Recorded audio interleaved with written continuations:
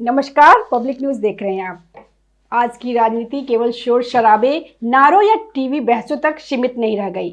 यह शतरंज की विषाद बन चुकी है, जहां एक सही चाल पूरे खेल का रुख मोड़ देती है। प्रधानमंत्री नरेंद्र मोदी और गृह मंत्री अमित शाह के नेतृत्व में भारतीय जनता पार्टी ने जिस सटीक रणनीति का परिचय दिया है, उसने विपक्ष के पारंपरिक किलों को ढा दिया है। जिसे विपक्ष ऑपरेशन लोटस कहता है, वह वास्तव में भाजपा की वह संगठनात्मक और रणनीतिक श्रेष्ठता है जिसके सामने विपक्ष के बड़े बड़े दिग्गज बेबस नजर आ रहे हैं। वर्तमान राजनीतिक परिदृश्य में नरेंद्र मोदी और अमित शाह की जोड़ी को रणनीतिक राजनीति का उदाहरण माना जा रहा है। उनके फैसलों और राजनीतिक चालों ने न केवल भारतीय जनता पार्टी को मजबूत किया, बल्कि विपक्षी दलों के भीतर भी अस्थिरता पैदा कर दी। यही कारण है कि आज कांग्रेस से लेकर क्षेत्रीय दलों तक हर जगह अंदरूनी खींचतान और असंतोष की खबरें सामने आ रही है। प्रधानमंत्री मोदी ने हाल ही में राज्यसभा के रिटायर हो रहे सांसदों की विदाई समारोह में एक महत्वपूर्ण बात कही थी, राजनीति में फुल स्टॉप नहीं होता। इस बयान का गहरा अर्थ है, राजनीति में कभी अस्थायी अंत नहीं होता, बल्कि परिस्थितियों के अनुसार नए अवसर और चुनौतियां सामने आती रहती है। हालांकि इस बयान के साथ ही यह भी संकेत मिला कि कुछ नेताओं का सक्रिय राजनीतिक सफर जरूर थम सकता है। वास्तविकता यह है कि कांग्रेस के कई एंटी हिंदू ब्रिगेड के नेताओं के लिए यह विदाई वास्तव में उनके राजनीतिक प्रभाव का अंत साबित हो रहा है। सबसे ज्यादा चर्चा कांग्रेस पार्टी के भीतर की स्थिति को लेकर हो रही है। राहुल गांधी के नेतृत्व में पार्टी लगातार चुनावी चुनौतियों का सामना कर रही है और कई वरिष्ठ नेताओं का भविष्य भी अनिश्चित होता जा रहा है। कांग्रेस, जो कभी देश की सबसे मजबूत पार्टी मानी जाती थी, आज आंतरिक संघर्ष और कमजोर संगठनात्मक ढांचे से जूझ रही है। राहुल गांधी के नेतृत्व में पार्टी लगातार चुनावी चुनौतियों का सामना कर रही है और कई वरिष्ठ नेताओं का भविष्य भी अनिश्चित होता जा रहा है। उदाहरण के तौर पर दिग्विजय सिंह का नाम लिया जा सकता है। वे मध्य प्रदेश से राज्यसभा सांसद है और उनका कार्यकाल समाप्त होने वाला है। मौजूदा राजनीतिक समीकरणों को देखते हुए कांग्रेस के लिए वहां से सीट जीतना आसान नहीं दिख रहा। ऐसे में उनका दोबारा राज्यसभा जाना मुश्किल नजर आ रहा है। मध्य प्रदेश के कद्दावर नेता दिग्विजय सिंह, जो अक्सर भगवा आतंकवाद जैसे शब्दों को गढ़ने और विवादित वीडियो साझा करने के लिए चर्चा में रहते हैं, अब राज्यसभा से विदा हो रहे हैं। कांग्रेस के पास मध्य प्रदेश में अब इतने आंकड़े नहीं बचे कि अब वह उन्हें दोबारा सदन भेज सके। दिग्विजय सिंह का यह कहना कि वे आइडियोलॉजी यानी कि विचारधारा से समझौता नहीं करेंगे, वास्तव में उनकी हताशा को दर्शाता है। वे जानते हैं कि न तो कांग्रेस उन्हें फिर से मौका देने की स्थिति में है, जो आज छटपटा रहे हैं। राज्यसभा चुनाव की बात करें तो मई जून में करीब 25 सीटों पर चुनाव होना है।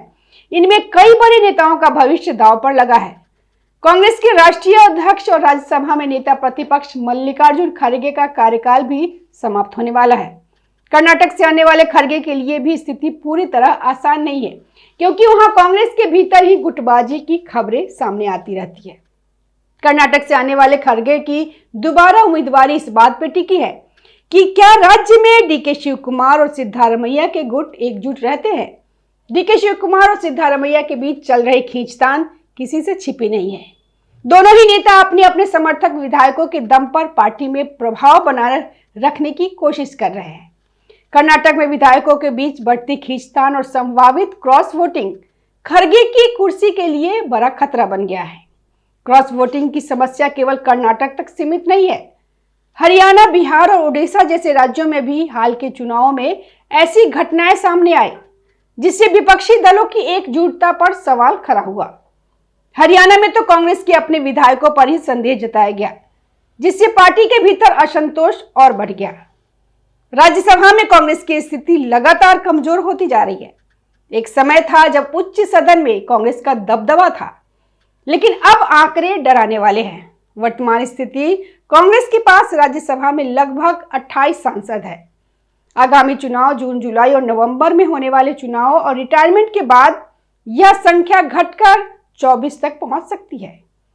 इसका क्या प्रभाव होगा? जैसे ही संख्या कम होगी, कांग्रेस के पास नेता प्रतिपक्ष का पद बनाए रखने के लिए आवश्यक न्यूनतम संख्या बल कुल सीटों का 10% भी खतरे में पड़ जाएगा। गुजरात और महाराष्ट्र की स्थिति भी कांग्रेस के लिए चुनौतीपूर्ण बनी हुई है। गुजरात में पार्टी की स्थिति इतनी कमजोर हो चुकी है कि वहां से राज्यसभा सीट जीतना मुश्किल नजर आता है। वहीं महाराष्ट्र में हालिया चुनाव में कांग्रेस को कोई सीट नहीं मिली, जिससे उनकी उपस्थिति और सीमित हो गई। रजनी पाटिल के रिटायरमेंट के बाद महाराष्ट्र से कांग्रेस का प्रतिनिधित्व लगभग शून्य हो गया। शक्ति सिंह गोहिल के रिटायरमेंट के बाद गुजरात में कांग्रेस की ऐतिहासिक हार के कारण अब उनके पास एक भी सीट जीतने लायक विधायक नहीं है। गोहिल को बचाने के लिए कांग्रेस को किसी दूसरे राज्य जैसे कर्नाटक या तेलंगाना का सहारा लेना होगा, जहां पहले से ही स्थानीय उम्मीदवारों की लंबी कतार है। इस राजनीतिक अस्थिरता का फायदा सत्तारूढ़ गठबंधन यानी एनडीए को मिल रहा है।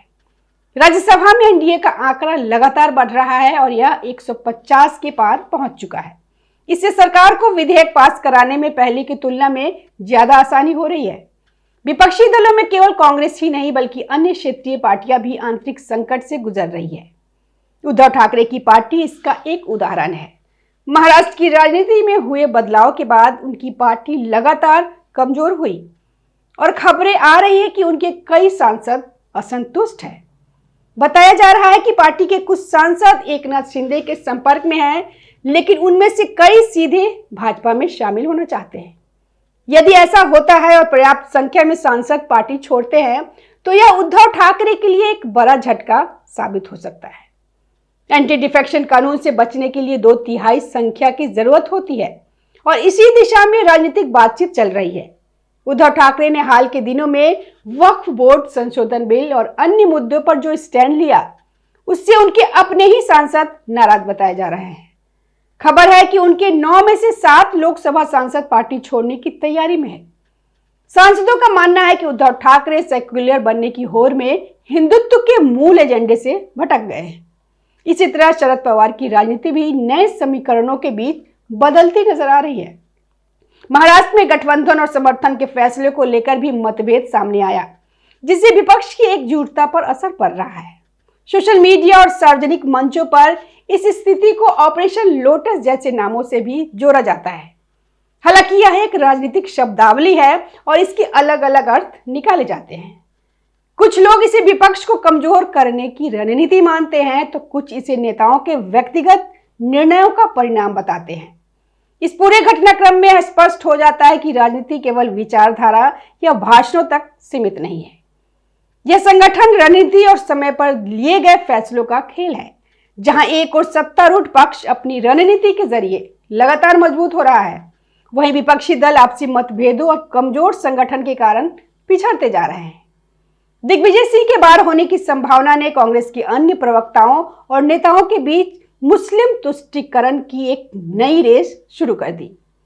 पवन खेरा जैसे नेता जो इस बार राज्यसभा नहीं जा पाए, वे अब खुद को दिग्विजय सिंह के विकल्प के रूप में पेश कर रहे हैं। हनुमान जयंती जैसे हिंदू त्योहारों पर विवादित टिप्पणियां करना या भक्तों के नृत्य को मस्जिदों के सामने उकसावा बताना, ये सब इसी नंबर 1 हिंदू विरोधी बनने की होड़ का हिस्सा है। इन नेताओं को लगता है कि जितना अधिक वे अपीजमेंट करेंगे, उनके लिए राज्यसभा का रास्ता उतना ही साफ होगा। लेकिन वे यह भूल रहे हैं कि पार्टी का अपना जनाधार और संख्या बल तेजी से खत्म हो रहा है। अमित शाह और पीएम मोदी की रणनीति ने न केवल राज्यसभा में एनडीए का आंकड़ा 150 के पार पहुंचा दिया, बल्कि भाजपा अकेले 115 के करीब पहुंच रही है। लोकसभा में भी बढ़त हो गई। असम में कांग्रेस सांसद बारदोलोई का इस्तीफा और अन्य राज्यों में विपक्षी सांसदों का एनडीए की ओर झुकाव यह दर्शाता है कि भाजपा पूर्ण बहुमत की ओर बढ़ रही है। दूसरा किरण अराजकता बनाम स्थिरता। विपक्ष जहां हो हल्ला और संसद के भीतर व्यवधान को अपनी ताकत मानता रहा, वहीं भाजपा ने बैक चैनल डिप्लोमेसी और जमीनी संगठन के जरिए विपक्षी दलों के भीतर ही सेंध लगा दी। तो क्या विपक्ष के पास कोई रास्ता नहीं बचा? राजनीति में जब तक आपके पास सटीक रणनीति और जनता का कनेक्ट नहीं होगा, केवल चापलूसी या तुष्टीकरण से आप लंबी पारी नहीं खेल सकते। वर्तमान में स्थिति यह है कि विपक्ष के दिग्गज नेता दिग्विजय सिंह जैसे, खरगे जैसे, गोहिल जैसे अस्तित्व की लड़ाई लड़ रहे हैं। क्षेत्रीय दल जैसे ठाकरे, पवार अपनी पार्टी को टूटने से बचाने में व्यस्त है। भाजपा ने उच्च सदन में बहुमत के करीब पहुंचकर विधायी कार्यों के लिए रास्ता पूरी तरह साफ कर लिया। यह कहना गलत नहीं होगा कि आने वाले कुछ महीने भारतीय लोकतंत्र में विपक्षी ढांचे के पुनर्गठन या शायद पतन का गवाह बनेगा। धन्यवाद। ताज़ा खबरों से जुड़े रहने के लिए हमारे चैनल को सब्सक्राइब करें और बेल आइकन को दबाना ना भूलें ताकि हर खबर की नोटिफिकेशन आपको मिलती रहे।